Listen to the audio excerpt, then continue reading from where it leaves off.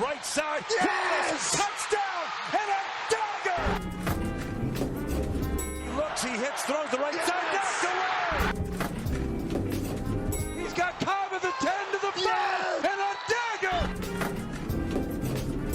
Hello everyone and welcome to another episode of the Today in Titletown Packers Podcast. My name is Griffin. You can follow me on Instagram at alldaypackers, and I'm joined by my good friend Bron, who you can follow on Instagram at lambo.leapers. And we're coming back to you with another episode of the podcast, this time with our instant reactions after the Packers dropped their fourth game of the season to the Denver Broncos this afternoon. There was a lot of bad football on display, but there's certainly a lot to talk about, and we're excited to get into it. Bron, how are you? How was that game for you? Man, what a blast to be a part of a win like that.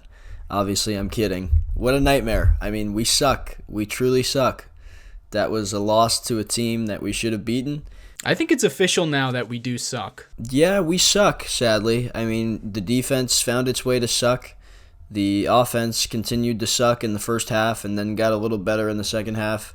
But the problem is that the Denver Broncos were and still are the worst defense in the NFL statistically. Running the ball, you can do it all over them, and other teams have. And we ran the ball well in the second half at a lot of times, but just terrible all-around performance. And then the worst part of it was the fact that we are coming off a bye, and it looked entirely the same on offense in the first half as what we've been doing for the past several weeks, where we come out and we can't get anything going and we can't do the simple stuff and the play calling's bad and the scripted plays are terrible and it's just a bunch of garbage. So I'm just unhappy with the outcome, unhappy with the direction of the team, and unhappy in my own general life at this point due to this franchise. Thank you, Griff. Wow. You see, I'm not as affected. I mean, the Packers currently hold the number 7 overall pick in the draft. So, this is a rebuilding year. This is an evaluation year. I am not. I can't wait to get another H-back, Josiah DeGuara, in round 1, pick 7. There are certain guys who are, maybe we'll take a good punter. There are certain guys who are going to be on the hot seat at some point if the team continues in the trajectory that they're currently on, because this is terrible football. And I know there are a million excuses for that. Some valid, about the injuries, the youth of the team, all of that. But at the end of the day, the Packers suck every single week. They suck. And I have never been a part of a team like this.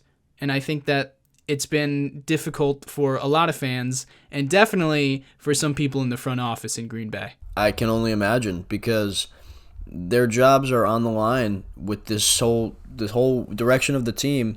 This is supposed to be a very quick turnaround where maybe you get 1 year where it's bad and then it has to be good, but the building block pieces do not appear to be there at this point, and it's difficult to feel like you can rebuild a team that's already so young. It's not like they have a bunch of veterans that they're going to want to offload or guys that really shouldn't be playing. They got rid of the guys they didn't want. Alan Lazard and Mercedes Lewis, those are the guys that they kind of didn't bring back, or Randall Cobb, Aaron Rodgers, all these guys, they're not a part of the team anymore. Everybody that's on the team is somebody they think could be a part of the future and a part of the reason they win moving forward. But it looks like it's going to be difficult to win with this group of guys that they've chosen. So a lot has to be done, but I don't know what they can do, because they don't have tons of cash flow, with everything that they've done to move on from their greatest player ever. And I don't think they're going to give up on Jordan Love after this season, regardless of how it goes. Like, even if he continues to play bad or if he whatever. I mean, I don't know. We'll talk about Jordan in a minute, I guess, but I don't think it's time now to have the conversations about the quarterback position years into the future. I don't think we're at that point yet. It is only week 7, but the most disheartening thing about this whole thing, including the quarterback, is the fact that they have not been getting better, not even marginally. In fact, they have been getting worse every single week on offense. Ever since the fourth quarter performance in Atlanta, week 2, the Packers offense has been a total disaster. Ugly, can't move the ball, can hardly score points. They've been terrible. In the first half against New Orleans, we were shut out 17-0. and we came back in the second half with some 50-50 balls, some good play from Jordan and the receivers. And then week 4 against Detroit, what's the score at halftime? 27-3. Nothing working for the Packers in the first half of that game. Week 5, they get the extended break in Las Vegas on Monday night, coming off of the mini bye, and they score 3 points in the first half against the Raiders. And then, after a full bye week in Denver, they score 0 points in the first half against the Broncos. They are not getting better. The quarterback and the head coach keep saying that they're going to work on the things that they can control and get better where they need to, but that's not happening. Everything is getting worse. I mean, I just think about, I thought there were like 5 really solid throws from Jordan today. Not like exactly 5, but I can probably count about 5 times where I said that was a really good throw. And, a couple of them were incomplete. Some of them were completed, but I mean, it's just nothing's really working. And I don't know how much of it has to do with Jordan, but it certainly has some of it. That's certainly part of the equation, him not making enough talented throws or enough proper throws or accurate, making a lot of bad decisions and not putting the ball in the right spot. Nothing looked easy today. Even the touchdowns they scored, the one to Romeo, they were saying on the broadcast that it should have been called an interception. And then the other one that ended up also going to Romeo but ended up in Jaden Reed's hands. Obviously that doesn't look easy, and that's not a pure touchdown. And of course that has nothing to do with Jordan, considering it bounced off Romeo's hands. But the entire offense in general just looks difficult. Nothing flows. The play calling is clunky or stupid, entirely dumb. Or guys are running routes into the same space. Christian Watson and Jaden Reed on third down. Mistakes everywhere on every play. Yes, and I think there's like a disconnect truly between Jordan and Matt, where Matt kind of sees Jordan as an extension of himself on the field, or at least that's how he sees it, how it should be at that position. And Jordan is not making some of the decisions that I think LaFleur would make in those moments, and that's a problem. I think it's more of Matt is telling Jordan what to do on the play, and Jordan is just kind of sticking to it. Jordan feels like a one-read quarterback right now. Well, I was just going to say that's the other part of it. It's either that or it's what you just said, which we've talked about at length, Griff. It's a lot of just like Jordan is a kindergarten quarterback.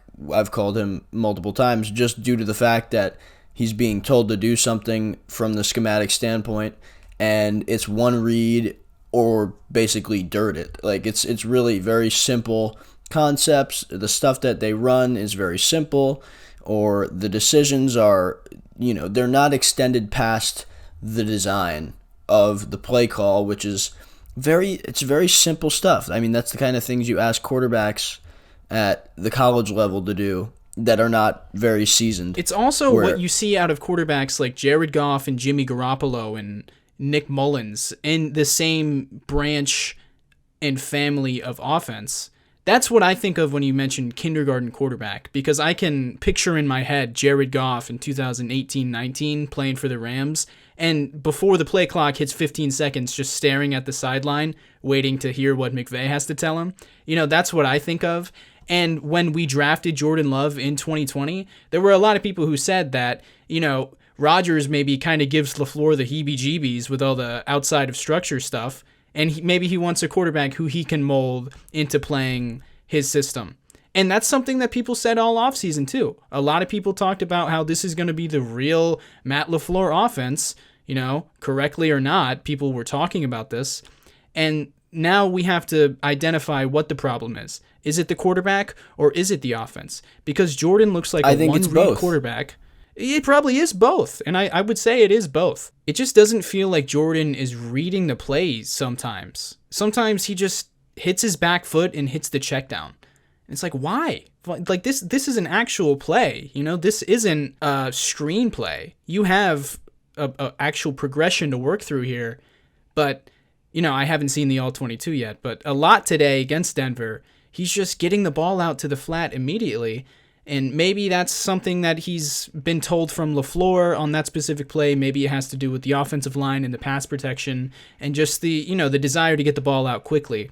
I'm sure that's part of what it is, but it doesn't produce productive offense, and we know that. Well, right, Griffin. As I mentioned a little bit earlier, I feel like part of that too is when LaFleur does want him to make some quick decision or quick read, a lot of the times I feel like he falls out of whatever LaFleur wants to do as well, because there's a desire from Matt in a lot of situations where he feels like, oh, maybe Jordan should have done this or should have done that.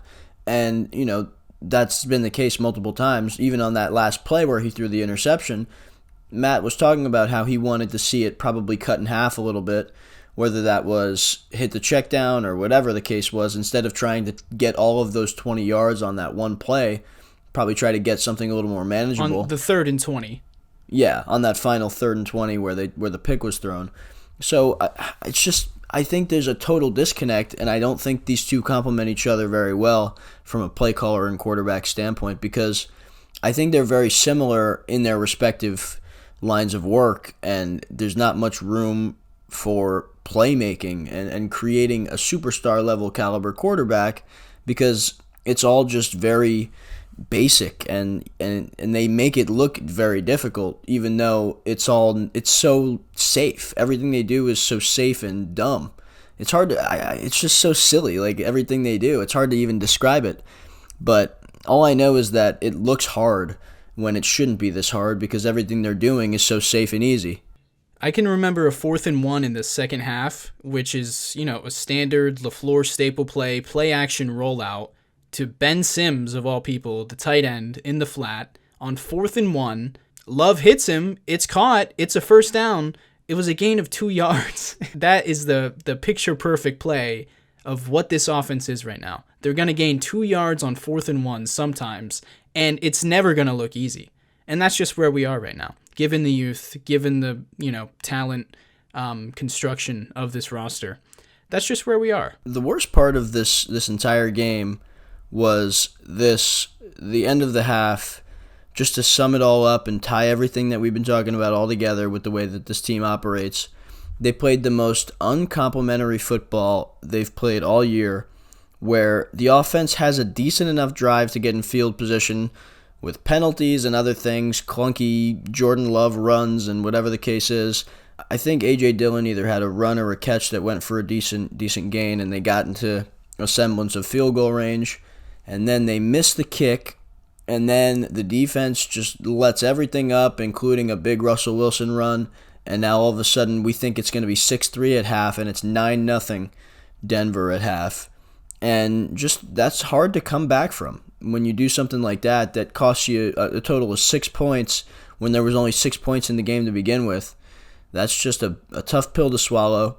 And it's the most uncomplimentary football we've played all year. The offense gets its first chance to score in the game, then the special teams messes that up, and then the defense messes it up even more to give the other offense points. They're just a bad team right now, and I'm ready to embrace the rebuild. The question for me is whether Jordan Love is going to be a part of that, because it's enticing being a rebuilding team. I'm open to being a rebuilding team, a young team that's not going to compete for Super Bowls right now. But it's not as exciting when there are this many question marks at the quarterback position and, quite frankly, the head coach position. I like LaFleur, but let's be honest, if things continue the way they're headed, he is definitely going to be on the hot seat moving forward. If you would like to share your take and let us know whether you think Jordan Love should be around long term, same goes for Matt LaFleur, you can do so by emailing us at todayintitletown@gmail.com or calling the phone number 920-412-7997.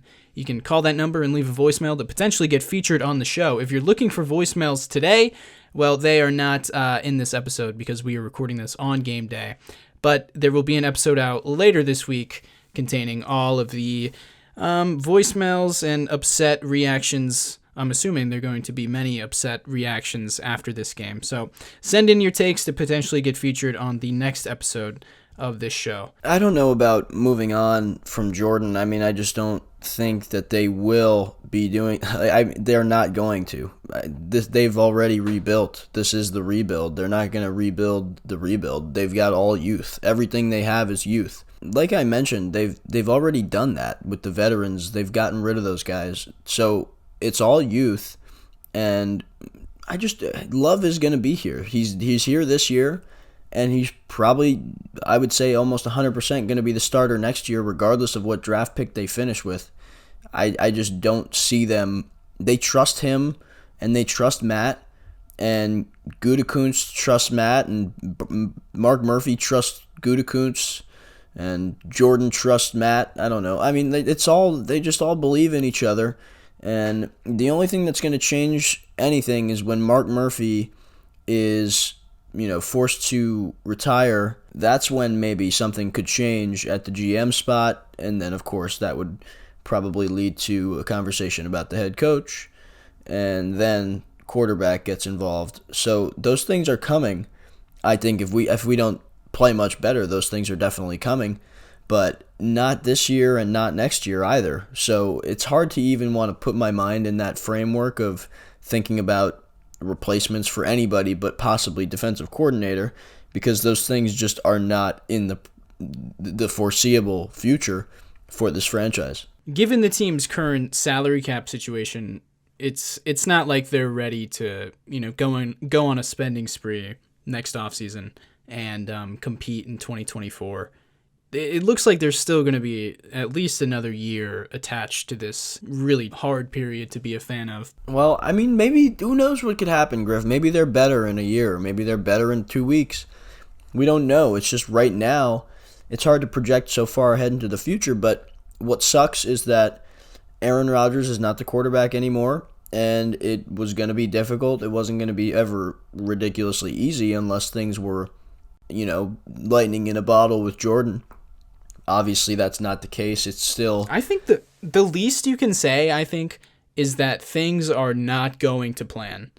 Because I think the plan was, for right now, for Jordan to be a better quarterback than he is. Well, of course. He sat for 3 years for what? I mean, it's like, what did he sit for if he was going to struggle this much? If the brass in Green Bay are not concerned about his play so far this year, then I don't understand what the point was of drafting him in the first place. Because draft and develop makes no sense when he sits for 3 years and he still needs more reps in order to knock the rust off. That doesn't make any sense. Well, it's not knocking the rust. I know you don't mean like that exactly, but it's like getting into as a starter, but being able to do those things and just getting those starter reps. I mean, there's some truth to that.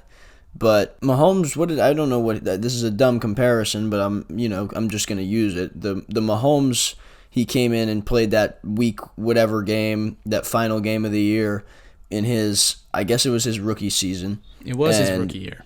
Yeah, what did he have, like 3 touchdowns, no interceptions or something like that? And I mean, and then the next year, he's like a top player in the league in terms of his ability to throw the football, and he's making plays and all this and that.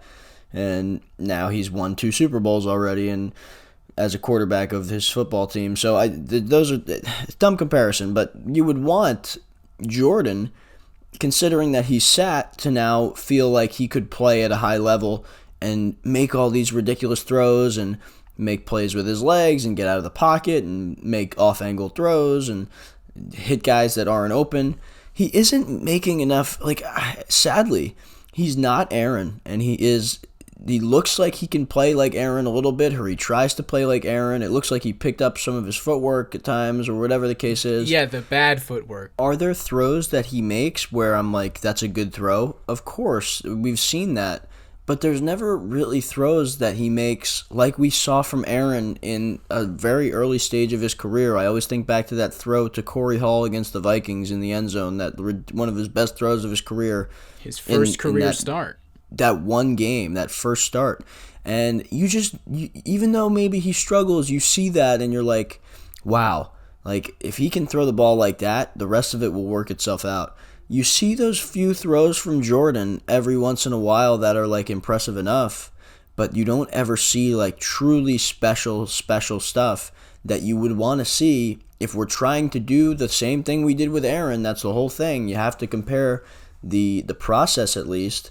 The process and the results are much different. Although I like where Jordan is at times, it isn't enough to be happy or content with where we're at. No, it's not. And I have serious questions about his future in Green Bay, quite honestly. Just the early returns, the vibes have not been there for me with Jordan. And I think I've made that a little clear. If that angers you, if you disagree with that, please send in your take to the show. Email us today in titletown@gmail.com. Phone number 920-412-7997. But what people tell me that Jordan has so much potential, Like of course I posted that clip of me saying that I think his ceiling is Kirk Cousins. And by that I mean that type of quarterback, the game manager type of quarterback, if you will. And people say, bro, you're crazy. Jordan has so much potential.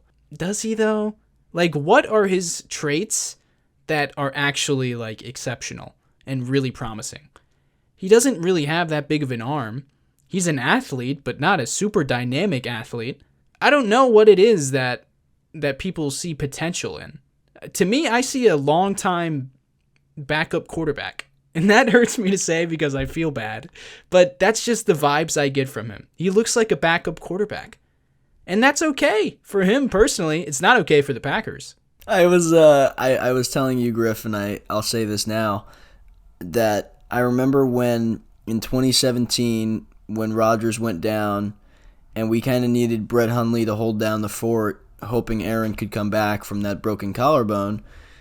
I mean, we won. I think we went 3-4 or something like that in the games that Brett played, and I just remember thinking that he was like a solid quarterback, and it kind of reminds me of how I feel about Jordan because I don't know. I want to root for him, and I want him to do well, and I want him to succeed. So but there's some good. Like Brett Hundley was one of the best quarterbacks every preseason, if not the best preseason quarterback for like a stretch of years, and he's now our starter, and we're able to like win games with him as the quarterback. So you want to rationalize how he's playing, and you can rationalize how he's playing.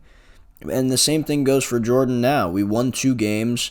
The first game was very good, but like it's never been Jordan did this entire game and it was incredibly impressive, and he was slinging it all over the field and hitting guys that weren't open and all this stuff. It's never like that, and it was never like that with Brett Hundley.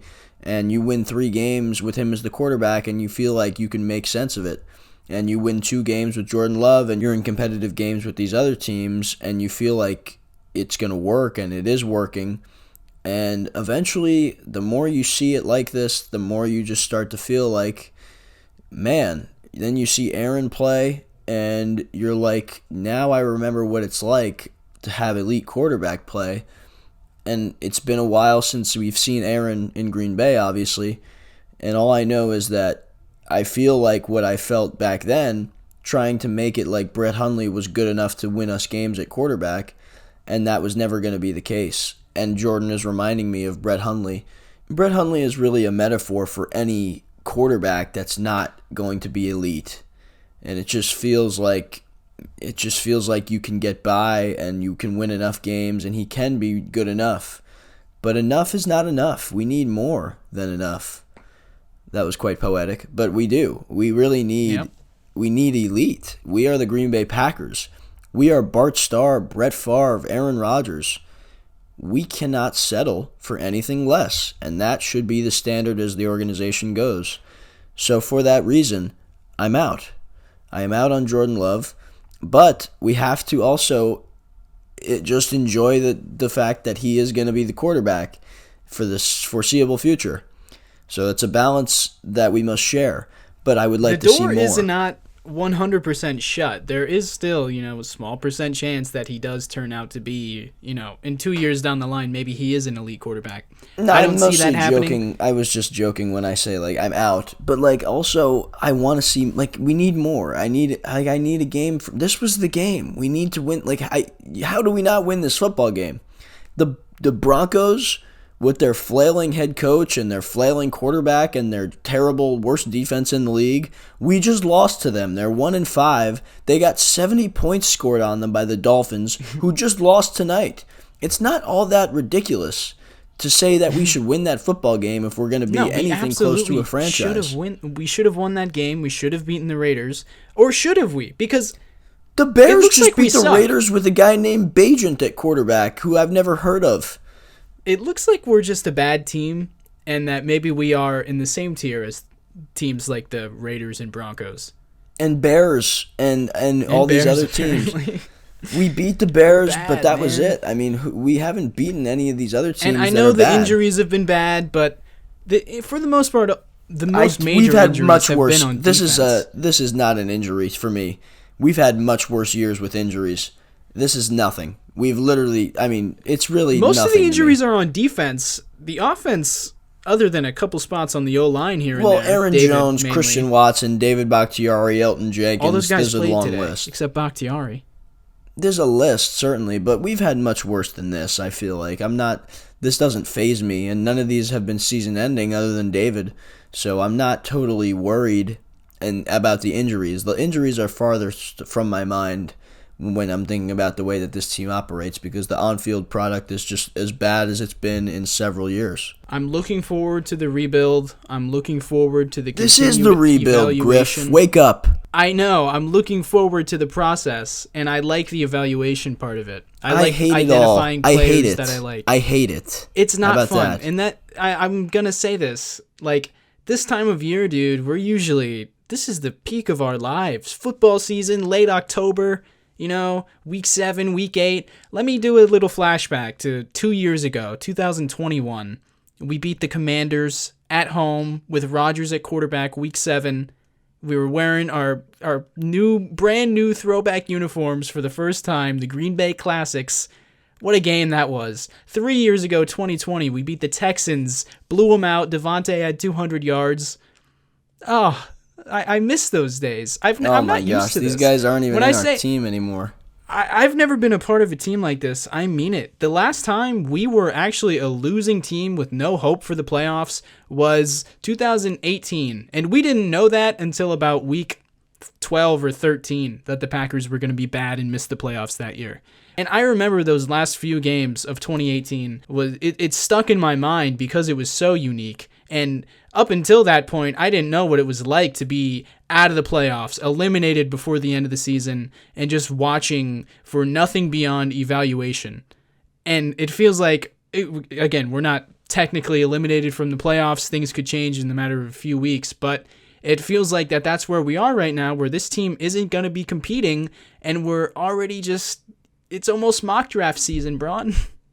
Oh my gosh. Well, I will say, I feel like Brian Gutekunst drafted Jair Alexander, and then he bought Preston Smith, and he got Zadarius Smith, and he paid all that money for Adrian Amos and Bill Turner, and then drafted Jordan Love and has done nothing for us, being Aaron Rodgers fans, wanting him to be the quarterback for several years and loving him as the quarterback of this franchise. He just basically ended our hopes from that point after the draft pick and then getting those players in free agency. He single-handedly did an incredible job of hurting our chances to win by doing the things that he did, in large part drafting Jordan Love, not drafting wide receivers in early rounds, not drafting receivers in entire drafts, not trading for receivers, not signing receivers, not hiring the right coach. There are a lot of things that were not done, that were done, and we did not win a championship with Aaron Rodgers in the Gutekunst tenure. And I am just sick to my stomach about the way that things ended there. And now you see what we're headed with and what has been the process so far. And there's an understanding that there's going to be some down years after you move on from a player like that. But also, there is no guarantees anymore. The future is entirely uncertain. And you don't have Aaron Rodgers to lean on. You don't even have Jordan Love to lean on because he hasn't shown you anything that provides you with the security of a long-term future of winning. You hope about that, and we've even had hope this year after a game or two, but things have just consistently been bad longer than they were ever good, and it's a concern. It gives you a lot less hope than you feel like you need to be comfortable with the way that this team is operating from top to bottom. So it's just tough. It sucks, and I'm very upset about what has happened to my beautiful team over the last 5 years or so. Yeah, it's not fun, and this is definitely foreign territory for both you and I, Bron. The last thing I'll say about Jordan is this. I'll repeat what I said in November of 2021, the first time we saw him play in, the regular season in the NFL. And that is that his best throws look like something that Marcus Mariota could complete. His worst throws are some of the worst plays that you'll see in a given year. And his best throws are not that great.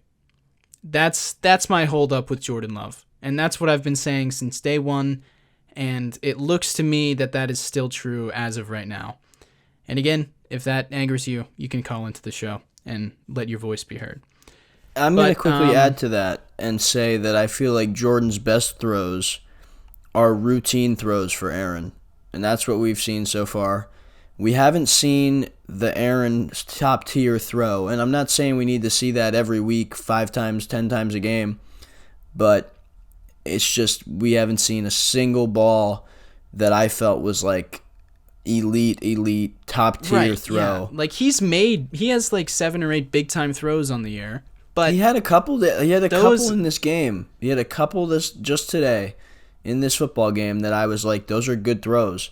But that's a throw that I think back to watching Aaron Rodgers every week and seeing these throws made from him and they were routine and nobody looked at it twice. And these are throws that everybody's hoping gets them excited about a possible future. And I think about what Aaron used to do and I know it's not enough. And like I said earlier, we need more than enough. And we don't have it right now. You're right, because there is just a lot of bad football being played everywhere.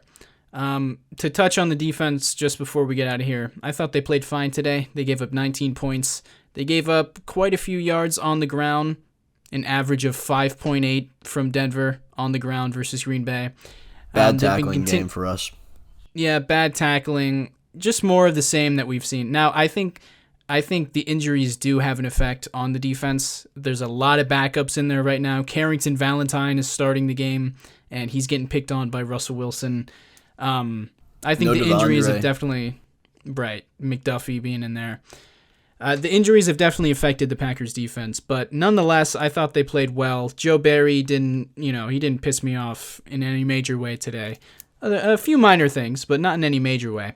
And that's all you can ask for the defense. The defense is the least of our worries right now. I think that they are, when we're playing teams like the Broncos and the Raiders, and we're holding them to under 20 points, I think the offense needs to be able to win that game. So I think the defense is the least of our worries right now. If you have any particular takes or questions about the defense, maybe we'll get more into that on the next show. But I don't have much to say about them. Well, Griff, the good news is we have a lot more to say later in the week on our Packers therapy session that we have to continue to do week in and week out at this point. We'll be back later in the week, Griff, and I guess we'll close this thing out. Yep, that sounds good. This was fun, Bron. This is what we're going to try and do from now on. We're going to do game day, instant reaction, post-game pods, get that out Monday morning. And then in the middle of the week, if the Packers keep losing, which it looks like they're going to, we'll keep doing these voicemail episodes. But yeah, that's it for today. So thanks so much for listening. And all I can say is that I'm on board for the rebuild. This is my team, and I'm going to be here on the other side of whatever this is. All right, go Pack, go.